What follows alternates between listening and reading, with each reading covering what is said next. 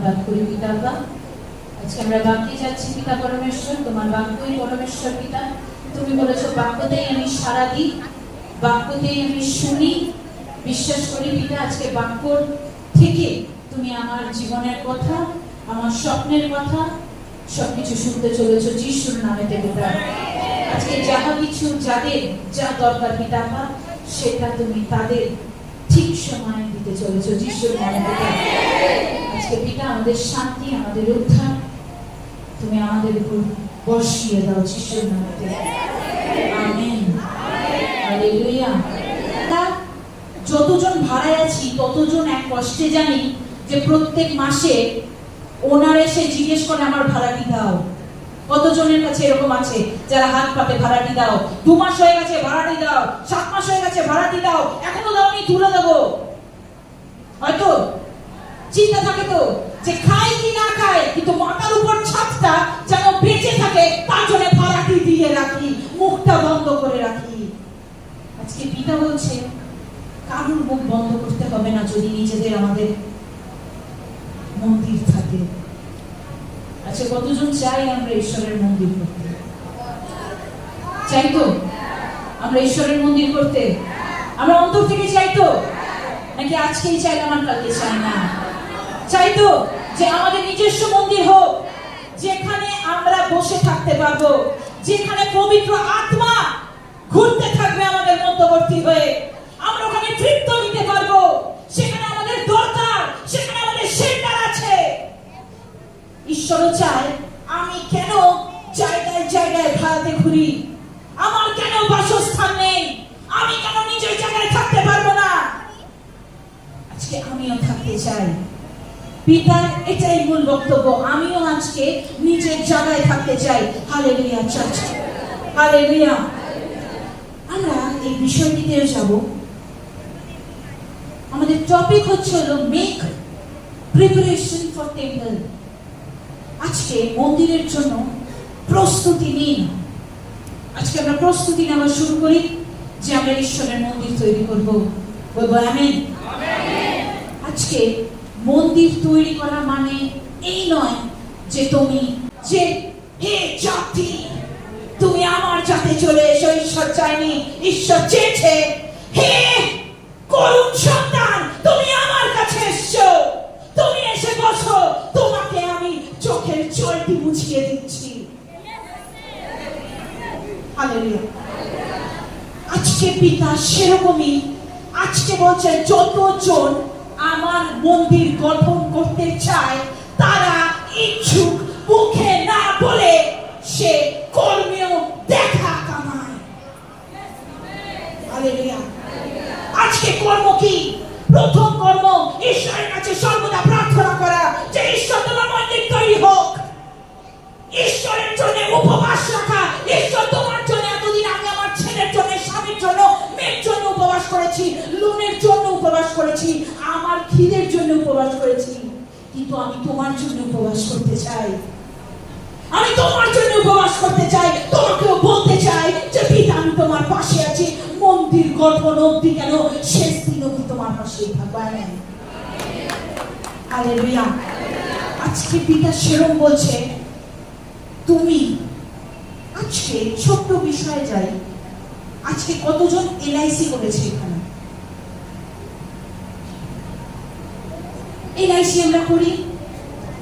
এলআইসিতে প্রত্যেক মান্থলি একটা টাকা দিতে হয়, যেন আমরা সেটা একটা রেটিং থাকে যে বয়স 40 বছরে গিয়ে আমি এত লক্ষ টাকা পাবো, 50 বছরে গিয়ে আমি এত লক্ষ টাকা পাবো। এমনও পলিসি আছে যে পলিসি আমি বৃদ্ধ হলে আমি পেনশন পাবো। হালেলুয়া। আমরা কতজন বুঝছি এই কথাটি? বুঝতে পারছি? ভাষা বুঝতে পারছি? আমাকে এবার বলো কতজন এখানে মেডিক্লেম করেছো? মেডিক্লেম আতুচু কর, অসুবিধা নেই। আমরা মেডিক্লেম করেছি তো। কেন করেছি? যেন আমাদের শরীর খারাপ হলে টাকা দিয়ে আমরা বাঁচতে পারি। আমরা বুঝবো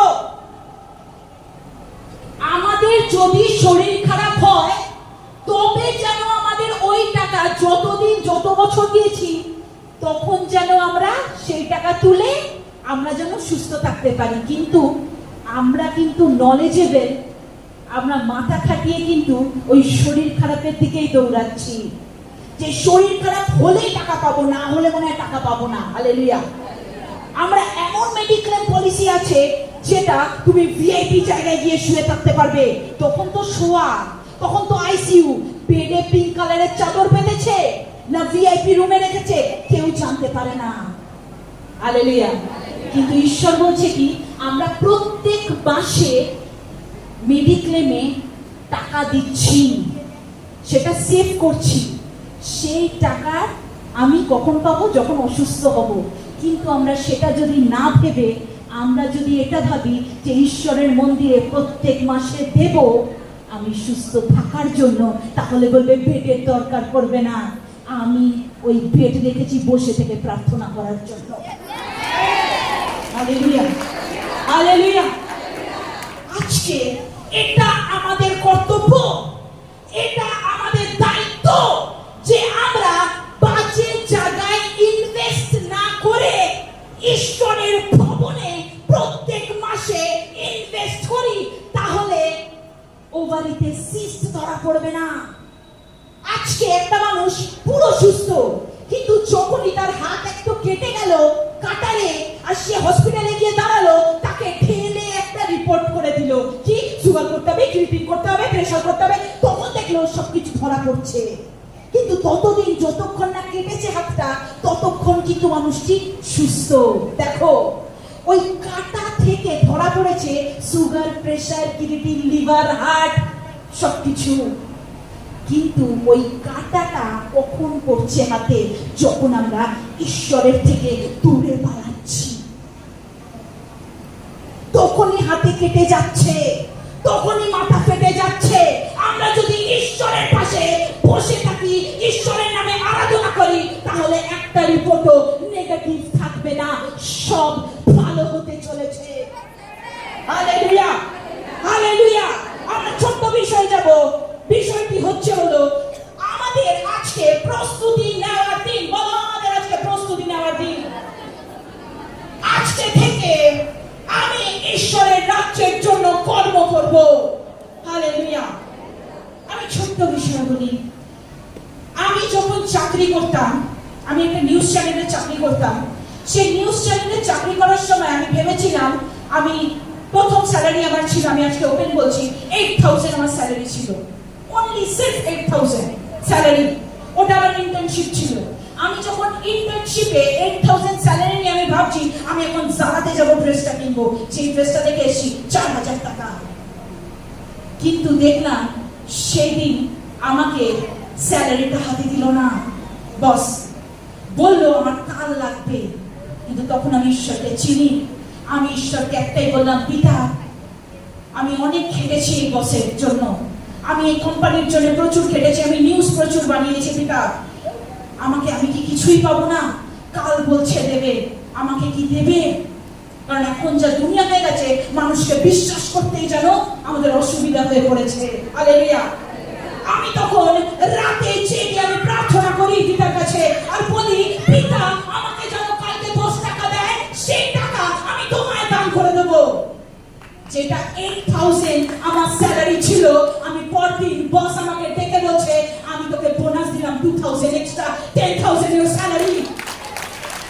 ওই 10,000 নিয়ে আমি পুরো চার্চের পেছনে দিয়ে দিলাম। একটা টাকা আমি আমার জন্য রাখিনি, আমি খাদ্যের জন্য রাখিনি আমার টাকা। কারণ ঈশ্বর বাক্য বলে দিয়ে গেছে, তখন আমি নতুন বাক্য পড়ছি, নতুন নিয়মে মথিতে পিতা বলছে, তুমি খাবার চিন্তা পড়ার চিন্তা করিবে না, আমি তোমাকে খাওয়াবো আর পড়াবো। তখন আমি পুরোটি দান করে দিই ঈশ্বরকে। ঈশ্বর, এটা আমার স্যালারি। আজকে দেখো, আমেন, হালেলুয়া। আমি আজকে বলি, আজকে যদি আজকে অনেকেই অনেক রকম ইনকাম করে, কিন্তু এই ইনকামের মধ্যবর্তী হয়ে যদি একবার ঈশ্বরের জন্য প্রত্যেক মাসে একবার করে ঈশ্বরের জন্য দশমাংশ রাখে, আর সেই মাসের দশমাংশ যদি নিয়ে আসে ঈশ্বরের ঘরে, তোমার জব পার্মানেন্ট, তোমার ব্যবসা উঁচু। আজকে পিতা কাছে তুমি এসছো আমার জন্য। আমরা সবাই আমাদের টেম্পোরারি কাজ করছি।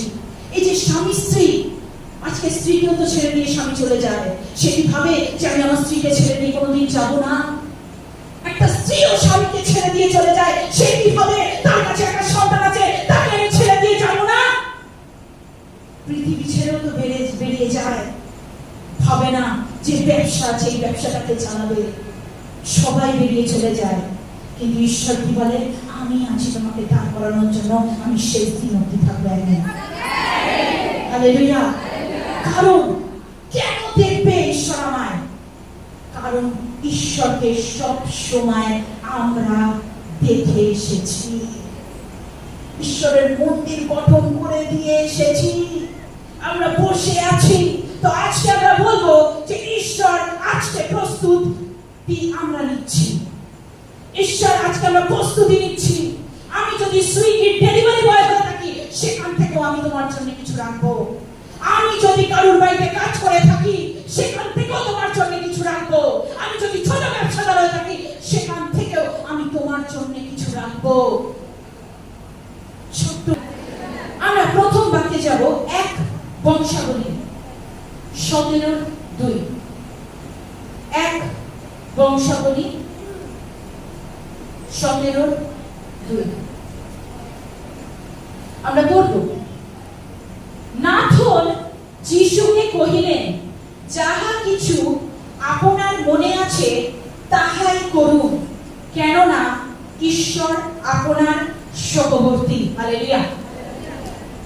নাথন দাউদকে নাথনকে যে নাথন তুমি একটা কাজ করো। কি কাজ? দাউদ জিজ্ঞেস করেছে, কি কাজ করবো নাথন? বলে, ঈশ্বরের জন্য তোমার যেটা করার ইচ্ছা তুমি সেটা করো। দাউদের মনে তখন চলছে যে আমার মনের খুব ইচ্ছা আমি একটা মন্দির তৈরি করবো দাউদের ঈশ্বরের জন্য। হালেলুয়া। তখন দাউদকে বলছে, তাহলে সেটাই করো যেটা তোমার মনে চেয়েছে। সেরকম হঠাৎ করে নাথন শুয়ে আছে খাটে, এমন সময় ঈশ্বরের সেই পবিত্র আত্মা সামনে আসে। নাথনের বাক্য দিয়ে যায় যে, নাথন তুমি দাউদকে বলে দেবে, দাউদ আমার ভবন, আমার মন্দির নির্মাণ করতে পারবে না, সে পারবে না আমার ভবন তৈরি করতে। কিন্তু দাউদের দেখো ইচ্ছা একটা মন্দির গঠন করার, কিন্তু ঈশ্বর বলছে না, দাউদ মন্দির গঠন করবে না। আমরা পরের বাক্যে যাব। আমরা পরের বাক্যে কি শুনছি?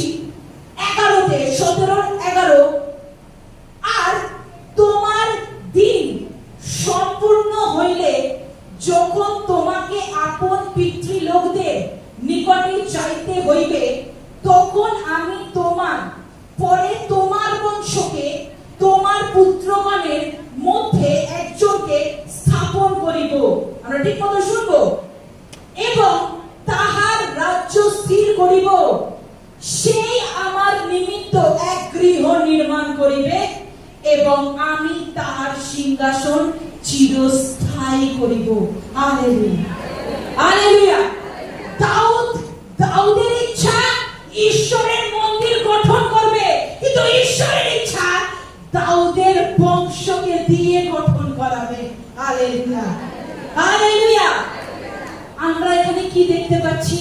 তো বলতে পারবে, এখানে আমরা দেখতে পাচ্ছি যতই আমরা নিজস্ব প্ল্যানিং করে থাকি কিনা, যে কালকে আমি ওই জবে যাব, ওইখানে চান্স পাবো, আমরা কালকে ব্যাংক ব্যালেন্সে এত লাখ টাকা রাখবো, কিন্তু লাস্ট ফিনিশিং ঈশ্বরের পরিকল্পনা। কোনটা ঈশ্বর চাইবে সেটাই আমাদের সাথে হতে চলেছে। Amen, amen, hallelujah. আমরা 14-তে পড়বো, কিন্তু আমার গৃহে ও আমার রাজ্যে তাহাকে চিরকাল স্থির রাখিব, এবং তাহার সিংহাসন চিরস্থায়ী হইবে। বলবো হালেলুয়া। আজকে পিতা কার কথা বলছে? দাউদের সন্তান সলোমন।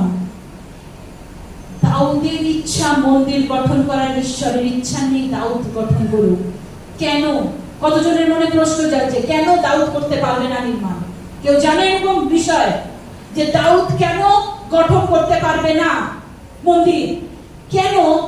কারণ ঈশ্বর ঠিক 22 বলে দিয়ে গেছে। আমরা 22 দেখবো, একের বংশাবলীর 22 8 দেখবো। আমরা 22 8 আমরা দেখবো, 22 8 একের বংশাবলী 22 8। আমরা 17 ছিলাম, 22 আসবো, তার 8। কিন্তু সদাপ্রভুর এই বাক্য আমার নিকটে উপস্থিত হইল, তুমি অনেক রক্তপাত করিয়াছ। দাউদকে বলছে ঈশ্বর, তুমি অনেক রক্তপাত করিয়াছ ও বড় বড় যুদ্ধ করিয়াছ, তুমি আমার নামের উদ্দেশ্যে গৃহ নির্মাণ করিবে না। হালেলুয়া। কেননা আমার সাক্ষাতে তুমি অনেক রক্ত মৃত্তিকাতে ঢালিয়াছ।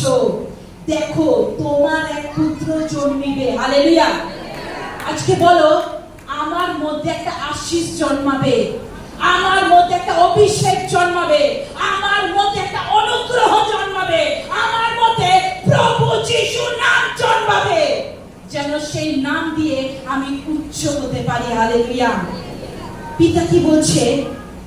দেখো তোমার এক পুত্র জন্মিবে, সে বিশ্রামের মনুষ্য হইবে, আমি তাহার চারিদিকে সকল শত্রু হইতে তাহাকে বিশ্রাম দিব, এবং তাহার নাম সলোমন, মানে শান্ত হইবে, এবং তাহার সময় আমি ইসরায়েলকে শান্তি ও নির্ভীক ঘন্টা দিব। হালেলুয়া।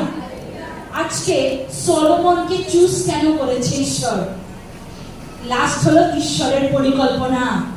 আজকে ঈশ্বর তার পুত্রকে কেন চুজ করলো যে মন্দির সে গঠন করবে? কেন? কারণ দাউদ রাগচটা মানুষ ছিল, দাউদ যুদ্ধ করতে যেত, মানুষের রক্ত অনেক বহিয়েছে। তাই জন্য ঈশ্বর চায় না রক্ত হাতটা ওই নির্মাণে পড়ুক, সে চায় শান্তি দরবার তৈরি হোক, কারণ তার নাম ছিল সলোমন তার পুত্রের। হালেলুয়া। আজকে পিতা একটা কথাই বলছে যে তুমি চাইছো যে তোমার বৌমা বাড়িতে ফিরে আসুক। একটা শাশুড়ি চাইছে তার বৌমা বাড়িতে ফিরে আসুক, বৌমা চাইছে না বাড়িতে ফিরতে। কিন্তু জানতে হবে ঈশ্বর কি চায় তোমার বৌমাকে ফেরাতে। ঈশ্বর বলছে ওয়েট করো, অপেক্ষা করো, তোমার বৌমা ফিরতে চলেছে। আজকে যে রিপোর্ট নরমাল হচ্ছে না, ওয়েট ফর গড, ঈশ্বরের জন্য অপেক্ষা করো। দাউদ অপেক্ষা করেছে, কিন্তু দাউদ টলে পড়েনি। দাউদ জানতে পেরেছে যে সলোমনকে দায়িত্ব দেওয়া হয়ে গেছে, কিন্তু দাউদ তার কর্তব্য পালন করেছে। আচ্ছা, আমি হাত দিয়ে তৈরি করতে পারবো না, কিন্তু জিনিস দিয়ে এগিয়ে দিতে পারবো। হালেলুয়া। দাউদ তখন রূপ সব জিনিসপত্র কিনে তাকে এগিয়ে দেয় সলোমনকে, যে সলোমন যাও, তোমাকে যে বাক্যটি দেওয়া হয়েছে, তোমাকে যে আশীর্বাদটি দেওয়া হয়েছে, তুমি নির্মাণ করো। হালেলুয়া। আজকে পিতা বলছে অনেকে ঈশ্বরকে প্রেম করে, কিন্তু অনেকে প্রেম করে এমন ভাবে, আমি খ্রিস্টান, জানো তো, আমি প্রভুর সন্তান, তুমি আমাকে বলো, আমি 4টে বাক্য বলে দেবো। কিন্তু তার ঘরে কষ্ট আর পীড়া বসে আছে। সে অন্যের জন্য যাচ্ছে প্রার্থনা করতে, কিন্তু নিজে পারছে না কন্ট্রোল করতে নিজেকে। সে প্রার্থনা করছে, সে মাথায় অভিষেক রাখছে, কিন্তু বাইরে গিয়ে অন্যের নামে সমালোচনা করছে। ঈশ্বর পছন্দ করে না।